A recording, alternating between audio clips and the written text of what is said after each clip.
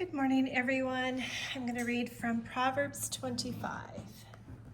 These are also Proverbs of Solomon, which the men of Hezekiah, king of Judah, copied. It is the glory of God to conceal things, but the glory of kings is to search things out. As for the heavens for height and the earth for depth, so the heart of kings is unsearchable. Take away the dross from the silver, and the smith has material for a vessel. Take away the wicked from the presence of the king, and his throne will be established in righteousness.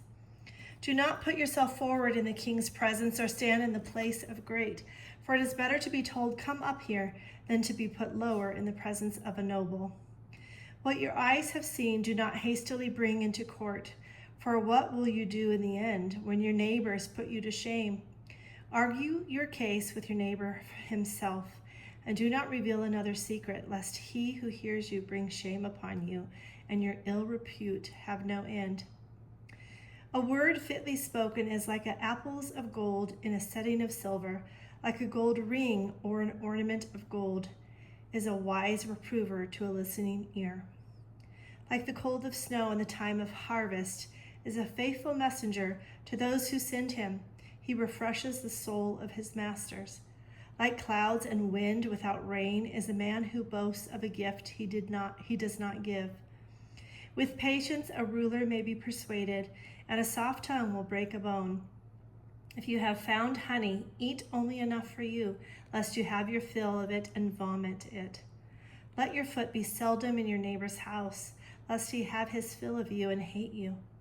A man who bears false witness against his neighbor is like a war club, or a sword, or a sharp arrow.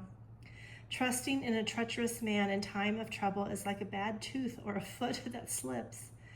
Whoever sings songs to a heavy heart is like one who takes off a garment on a cold day, and like vinegar on soda. If your enemy is hungry, give him bread to eat, and if he is thirsty, give him water to drink, for you will heap burning coals on his head, and the Lord will reward you. The north wind brings forth rain, and a backbiting tongue angry looks. It is better to live in a corner of the housetop than a house shared with a quarrelsome wife. Like cold water to a thirsty soul, so is good news from a far country. Like a muddied spring or a polluted fountain is a righteous man who gives way before the wicked. It is not good to eat much honey, nor is it glorious to seek one's own glory. A man without self-control is like a city broken into and left without walls. For chapter 25, it says, wisdom was a royal enterprise in the ancient world. Hezekiah was king of Judah at the time of the destruction of the northern kingdom of Israel.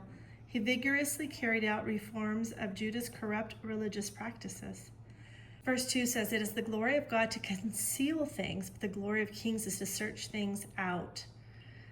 That's so interesting. And it says in the commentary, it can be seen from creation that the wisdom of God is beyond all human knowing. The king of God's servant makes probing inquiry into the questions that concern his rule, and he is to be admired for his success in uncovering what he has to know. It says the knowledge that the king has acquired through effort and the royal decisions based on it are reflections of God's rule based on his wisdom. The king is understood to rule through God's appointment. Just like earlier when it talked about God being in control of the kings, in control of all plans. I wanted to talk a little bit about verse 22, where it says,